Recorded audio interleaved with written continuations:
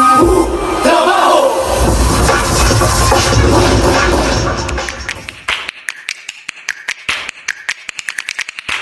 Ikaduhang mananao, Hinulawan Festival sa Dakbayan sa Toledo.